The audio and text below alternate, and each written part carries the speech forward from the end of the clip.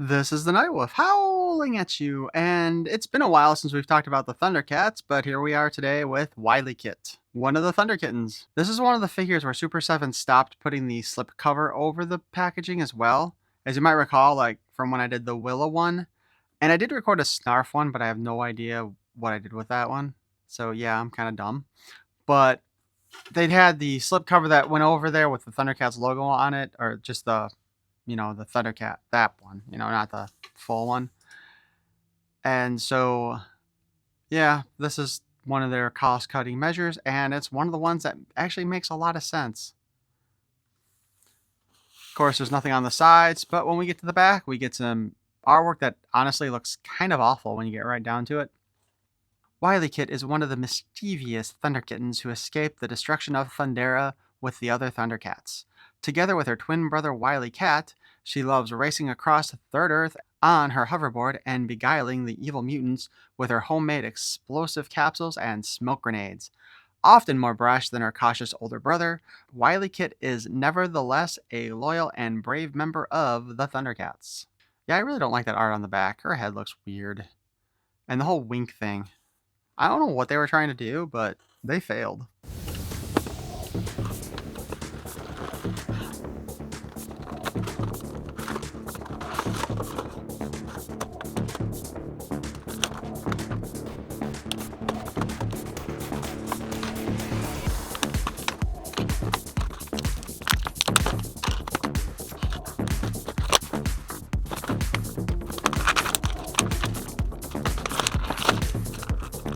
You've got to shit me.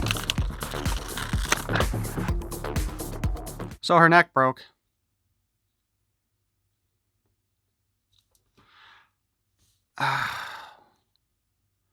This kind of like, okay, Super 7, if you're going to be using delicate plastics that break when you try to take shit out of their packaging, like with the Crimson Twins, stop making it such a tight fit. Like, first off, if you're going to put the straps in there anyway, why is it that tight? So I'm going to have to try to glue her neck back together here when I get done. And hopefully it'll work. Otherwise, well, I got a useless broken figure. And even like now, it's like, am I going to be able to do the complete review? And yeah, because yeah.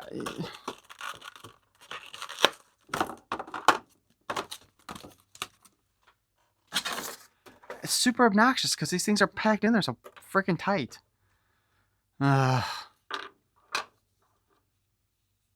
Which again, like I said, if you're going to put them in there, you've got the straps anyway. There's no reason for that head to be in there so strong. And now, actually, I'm not even going to be able to swap out the heads on these things because of it. Not that I want to, because that's that stupid looking winking head. That just looks bad. Like if it was just a smiling head, I actually would have gone with the smiling head with a big toothy grin. But I don't like that one at all. Then here's her regular head. She still has kind of like a smirk on it, but that's fine. As you can tell, she's got a double ball joint here, which, you know what? I am not even going to bother trying to put it back in place. So this is going to be super duper awkward. I guess for photos, maybe I'll just have to balance this stupid head.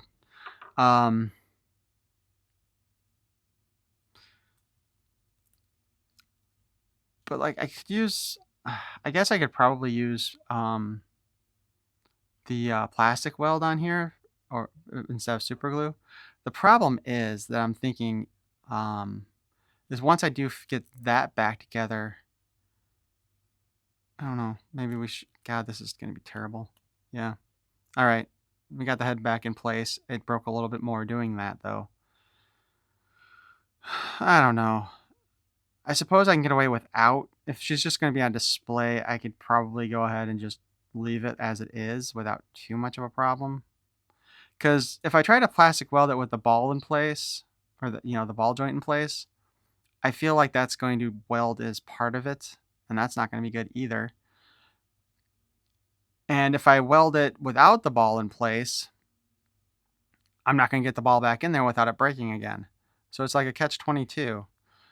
But let's go ahead and go over the articulation on this thing already. And you know what? I'm becoming more and more glad that I'm not buying any more Super 7 stuff. Although I suppose if I find her on clearance, I'll pick up another one just so I have one that's not broken. If I can get her out of the package, which I probably have to cut the plastic instead of trying to pull her out.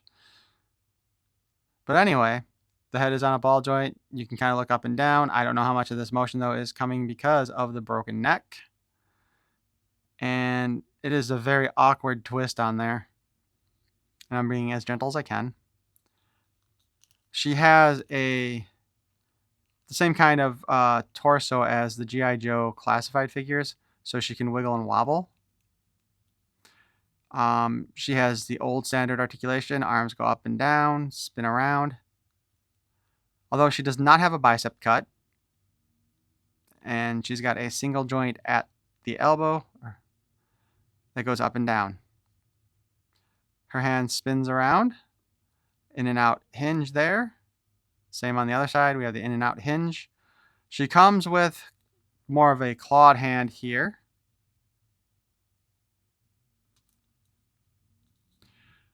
Legs kick forward a little bit. They are definitely hindered by the skirt piece. Back a little bit more. This is about as wide as we can get the split here, again, because of the skirt piece. She's got a single joint in the knee. There is a pin so it can spin a little bit. There's no boot cut or anything. We do have a hinge at the ankle. And that's all. It does not appear to have a spin to it at all. So she is lacking quite a bit in articulation. And when you consider like the old 3 3/4 inch G.I. Joe figures, she is lacking the articulation that they could have had with her. Now, she does come with her little lariat, both big and small versions. And you could slide it in the gripping hand here if you want. The thing with Super 7 is that a lot of their stuff does come with things you'll probably never use in your displays. There is a spot to attach the lariat, though, to her side.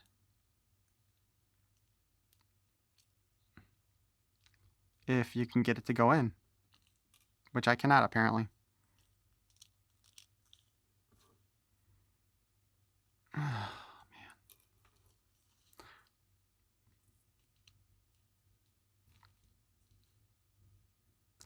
And I think in my attempts to try to get that in place, I am actually damaging the plastic on the little lariat, so we will stop doing that because why break something else? One of our hands here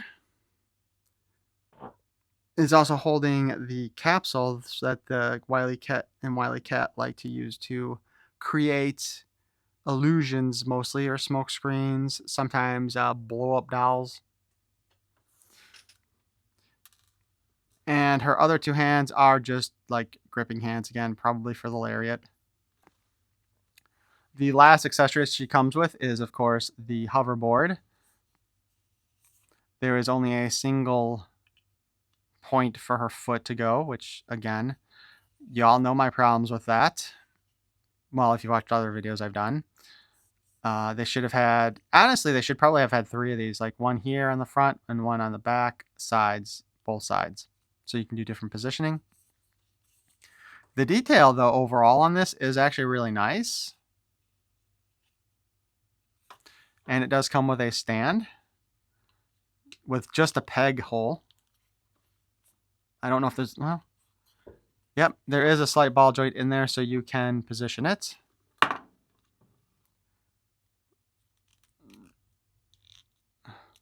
So, okay. If you look up here, I didn't quite cover this earlier when I did the articulation. Kind of forgot like the old Super 7 stuff. Instead of having like a standard thigh cut, they do have this weird kind of rotating thing going on here, which was kind of standard back with the classic series also. So we can attempt to peg one foot on that very shallow peg, which is another problem.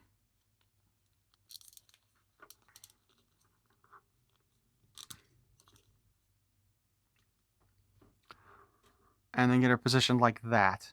This is why I said they should probably have had, but of course, as mentioned before, since the foot doesn't have the same kind of articulation that a lot of the standard figures had, with the ability to kind of move. Oh, never mind. I guess it can. All right, never mind. I just couldn't get the other foot to do that. Yeah, so there's no reason why they shouldn't have had, even if they just put it right straight behind, which, I mean, I don't think it should be. But I don't surf, so I don't know exactly how surfing works properly. But if you know, let me know. But it seems to me like they usually don't have all their weight in the middle of the board.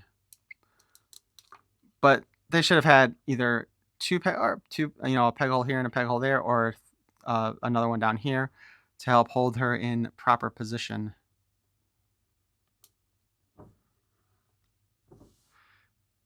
But there we go. There is our Wilykit in all of her glory on her hoverboard. This at least will be a decent display piece because we won't have to worry about stands or anything. It just takes up a lot more real estate. Her brother, I believe, also comes with a hoverboard because, they at least figured they might as well do that since they don't have the same amount of plastic in the bodies. I am disappointed in the lack of a bicep cut on these. I feel like there's no reason they couldn't have done that. Obviously, I'm disappointed in the neck breaking the way it did when I tried to take it out. Yeah, I was probably more brutal than I should have been because I forgot how cheap the plastic that Super 7's been using is, and that's my fault. But, be honest with you, I think that tray is probably better quality plastic than the plastic used on the figure, which is just sad when you get right down to it. I could not get the lariat in place on her side. That little tab thing, I couldn't get the fit in there, and I think I was starting to, damage it, so I don't want to try it. But other than that, I mean, at least, she looks pretty good overall. But again, she's just a display piece. The peg here needed to be a bit taller though, because it just barely works. And there should have been a second peg.